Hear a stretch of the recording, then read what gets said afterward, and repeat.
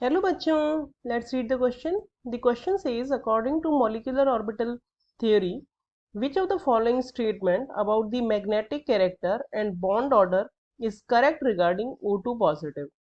Paramagnetic and bond order is less than O2. Option 2, paramagnetic and bond order more than O2. Option 3, diamagnetic and bond order less than O2. Option 4, diamagnetic and bond order more than O2. So first of all, let us check the key concept. Key concept of this question is that how to calculate the bond order. Bond order calculate करने के लिए सबसे पहले number of electrons in bonding molecular orbital, सबसे पहले हम उसका electronic configuration लिखेंगे according to molecular orbital theory.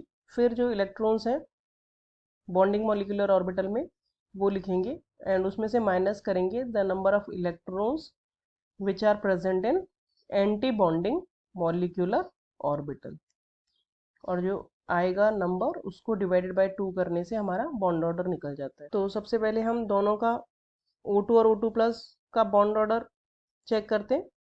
तो O2 का अगर हम इलेक्ट्रॉनिक कॉन्फ़िगरेशन लिखें तो इसमें 8 + 8 16 इलेक्ट्रॉन्स होते हैं. तो according to molecular orbital theory हम उन्हें फिल करते हैं. तो सबसे पहले सिग्मा 1s का बॉन्डिंग और anti bonding, then sigma 2s का बॉन्डिंग और एंटी बॉन्डिंग, दो इलेक्ट्रॉन्स इनमें जाएंगे.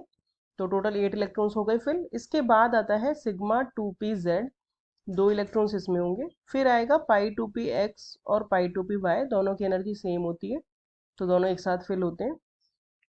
तो 2 इलेक्ट्रॉन्स इसमें आ गए, तो अब हो गए 14 इलेक्ट्रॉन्स. अब आएगा पाई का एंटी बॉन्डिंग. पाई का एंटी बॉन्डिंग में भी दोनों की एनर्जी इक्वल है तो दोनों में एक एक इलेक्ट्रॉन फिल होगा और एक एक फिल होने के बाद ही पेयरिंग होती है. तो क्योंकि 16 इलेक्ट्रॉन है तो एक एक ही फिल होगा.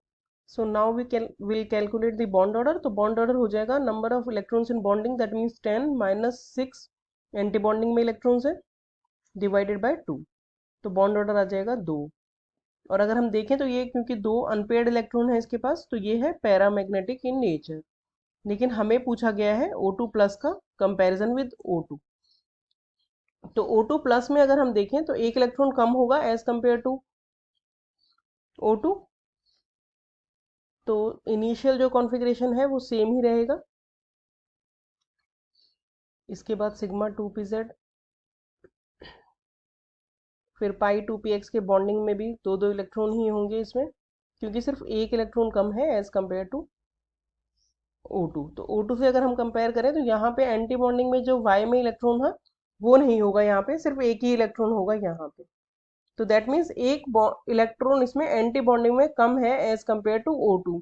तो एंटी बॉन्डिंग में अगर इलेक्ट्रॉन कम होता है तो बॉन्ड ऑर्डर बढ़ता है क्योंकि वो माइनस में है.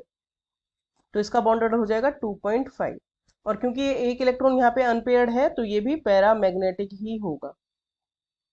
तो इसका मतलब ये हो गया कि जो O2 प्लस है दैट इज पैरामैग्नेटिक और उसका जो बॉन्ड ऑर्डर है वो है मोर देन O2 क्योंकि O2 का था 2 और इसका है 2.5. Bond order more than O2. तो हमारा करेक्ट ऑप्शन हो गया option 2. Hope you understood the solution well. Thank you.